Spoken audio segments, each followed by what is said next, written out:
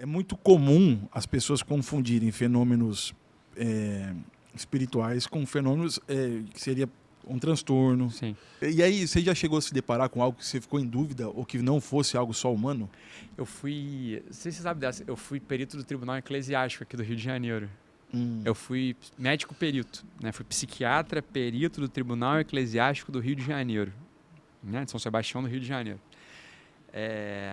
Isso aconteceu de um modo bastante curioso, né? Não é que eu fui lá pedir emprego e nem foi nada. Eu assisti a missa, eu tenho assistido missa diária já há muitos anos, né? Então, na época da residência, eu assisti a missa diária na igreja de Santa Terezinha, ali em Botafogo. Que é muito bonito. Tem inclusive lá a relíquia de 1º grau de Santa Terezinha, né? Tem os ossos dela, tem um partezinho dos ossos dela lá e tal. Fica ali embaixo. Então, era uma missa muito conveniente para mim, por quê? Porque começava era 7 da manhã, só que o padre que celebrava era um espanhol mesmo, né? Então ele não rezava omitia as preces, porque pode, né? Não era nada errado. Omitia as preces, não tinha resposta na oração, na oração eucarística. Então a missa durava 15 minutos. Bem celebrada, que era uma doideira. Não fazia homilia, não celebrava as preces, né? Não omitia as preces. Pá, né? Espanhol, pá, muito fiel. Sacerdote muito bom. E aí, eu estava ali todo dia, eu era o único jovem dali, né? Eu tinha 24, 25 anos. E um dia ele foi conversar comigo. Bem, ele era o juiz do tribunal do Rio de Janeiro. Então a gente conversando, eu falei que era católico, sou médico, médico. A gente falou, eu estava fazendo psiquiatria, ele falou, a gente está precisando de um psiquiatra lá no tribunal. Você pode conversar comigo? Então, tal data, tal dia, em tal lugar, lá no edifício Benjamin Constant, da rua Benjamin Constant, né? Do João Paulo II, que é o prédio da Cúria aqui do Rio. Então, fui lá. E aí, pronto, virei perito do tribunal, me deu uns livros para ler, me formou e tal. Então, estudei esse negócio e era perito do Tribunal Eclesiástico. Quando você pensa em perito do Tribunal Eclesiástico, você fala, porra, o negócio deve ser super... Né, só ver casos, né, de possessão demoníaca. Não. O meu trabalho, 95% do meu trabalho era atender casais que estavam avaliando a nulidade, né, matrimonial. Então, a maior parte do meu trabalho era dando laudo, né, para casal, né? Para um ou para o outro e tal, e depois o juiz vai lá e vê o que é, né? Se a coisa se declara nulo ou não o matrimônio. Mas uns 5% eram outras coisas. Então, como eu era perito do Tribunal Eclesiástico, eu era psiquiatra, vamos colocar assim, entre aspas, referência, né? Então, se tivesse algum caso mais estranho, então alguns sacerdotes, um sacerdote exorcista aqui do Rio de Janeiro, inclusive, que eu gosto muito, inclusive, mandava os casos lá para mim. Quando ele tinha dúvida, puta, isso aqui eu acho que não é demônio, acho que isso aqui é da cabeça, né? Então mandava lá para o consultório e eu avaliava. Então, 95% desses casos, eu falava, padre tal, não vou dizer o nome, né? Padre tal, e eu acho que um Aldol resolve, né? Então isso aqui é da psiquiatria, isso aqui não é do demônio, né? Então acho que esse demônio aí, ele cai com o Aldol, vamos ver, pá.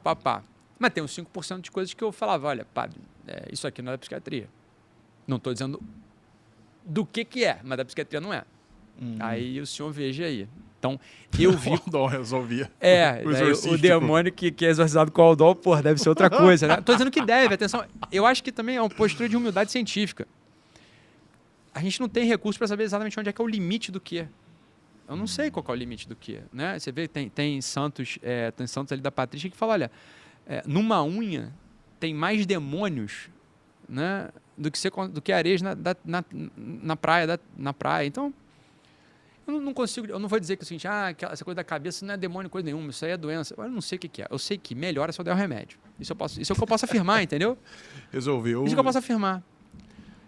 O que a ciência da psiquiatria consegue dizer é só isso. Eu não posso dizer que não tem demônio. Aí é contigo, padre. Eu não sei. O senhor que é o exorcista da história. É o senhor que veja. O que eu posso dizer é o seguinte. Se eu der Aldol, pelo que eu estou vendo, pela fenomenologia da coisa, que é o que a minha disciplina consegue investigar, o cara vai melhorar.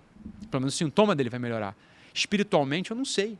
Aí é o senhor que tem que ver. Ou se eu fosse o diretor espiritual, eu poderia ver. Eu falo, olha, mesmo ele melhorando com o remédio, existe uma série de sofrimentos espirituais nele que vão precisar de oração, de jejum, de disciplinas espirituais, peregrinação, das boas e velhas disciplinas ascéticas, né? Aliás, que todos nós precisamos. E pode ser que mesmo assim o cara não melhore.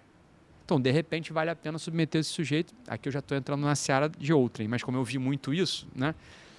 Por exemplo, existe uma coisa chamada exorcismo diagnóstico. É um rito específico. Quando há dúvida, bem, não há uma manifestação de possessão clara. Ou você tem dúvida se o sujeito está com obsessão, né? Ou se está dúvida se há uma infestação, que aí é local, né? Ou se há uma vexação, que é um tipo específico de obsessão, um tipo sexual, não é isso? Tanto o exorcista tem dúvida, quanto o clínico, o médico, o psiquiatra fala, olha, não está melhorando aqui com remédio, né? Então, existe um rito chamado exorcismo diagnóstico, no qual o sacerdote... Bem, é um rito duríssimo, eu acho. Né? Não sei se você já viu um. É duríssimo. O sujeito fica de joelho. É humilhante pra caceta, né? Assim, o relato de quem já passou por esses ritos é um relato que cara, fica muito humilhado o tempo todo. É muito esquisito. E medo. Humilhação e medo. É muito estranho. E aí o exorcismo diagnóstico serve para manifestar. Sim. Né? Então, ocorreu uma manifestação, porra, era... E aí a manifestação, bicho, também não é qualquer coisa manifestação. Uhum. Porque pode ser psicossomática, pode ser... Bem, indução mental, a própria pessoa, claro, autoindução, né? Indução, né? Eu Eu já vi coisa que de fato não era da psiquiatria e era um negócio assim, extraordinário. Né? Então, você lembra o que era? lembro, não sei se convém falar aqui, mas coisas que são clássicas, né? Mudanças de forma física. Olha, isso não dá, assim, você não consegue produzir uma mudança de forma física no teu corpo, né? Muito mais do que mudar a voz, né? Mudar a voz é uma coisa que é que a pessoa não pode muda, conseguir fazer. Eu faço trabalho com o pessoal de rua, né? O pessoal da rua de Ribeirão Preto. Eles têm muito essa coisa da meio que se auto-induzir a manifestar algo, né? Sim. Porque também eles conseguem um tipo de atenção que talvez eles não consigam de outra forma. Com certeza, então, dá para entender, né? Agora, sabe uma coisa também que eu sempre achei interessante, né? A questão do perdão. Sabe aquela coisa de não perdoar pai e mãe? Ninguém tem que perdoar pai e mãe. E fica, às vezes, para algumas pessoas, porque você sabe que tem gente que não consegue juntar 2 mais 2 que dá 4, né? E tem gente que pode interpretar, ou já interpretou assim, não devo perdoar no sentido assim, né? Vou ficar rancoroso. Eu sempre entendi esse não, porque eu não devo perdoar pai e mãe, no sentido de que eu não deveria gastar tempo, energia mental de ter que perdoar. Logo que acontece algo ruim, vindo do meu pai e da minha mãe, eu já não devo nem perder tempo de guardar aquilo e falar, nossa, né, depois eu vou ter que perdoar. Não, eu já devo falar, meu pai e minha mãe, eles são muito mais que isso. É mais ou menos nessa linha? 100%, Thiago. Assim, algumas coisas eu falo um pouco brincando com o nosso idioma, né? Porque o nosso idioma, ele é... Porque tem gente que é muito assim, né? Não, ele falou que não tem que perdoar. Mas aí a pessoa pensa, eu tô magoado, eu tô chateado. Então, mas aí que tá. Olha pra quem é seu pai e sua mãe, pra que você não fique chateado a ponto de que você não precise perdoar. É mais ou menos isso? Exato, totalmente isso. Eu faço algumas coisas que... Pronto, também. Eu gosto de estimular um pouco também a inteligência de quem está me ouvindo, né? Então, nem tudo que eu falo é 100% linear, né? Mesmo porque nem tem como você absorver tudo de uma vez só. Claro, exato. Então, quando eu falo assim, não tem que perdoar pai e mãe, o que significa? Não significa que você tem que guardar rancor. Significa assim, já está perdoado, né? Quer dizer, quem perdoa é Deus, bicho. O que você tem é que aceitar o perdão de Deus, é só isso. Deus já perdoou, no fundo, né? Se teu pai e tua mãe, eles são teu pai e tua mãe para começar, né? Você vai ficar guardando o rancor deles. Tudo que nossos pais nos fazem, tudo que nossos pais fazem pra gente, a gente tem que achar bom. Tudo. Mas mesmo as coisas mais terríveis que eles fazem. Achar bom não significa que você vai ficar lá igual um bobo convivendo, muitas vezes. Bem, tem coisas que são terríveis mesmo, né?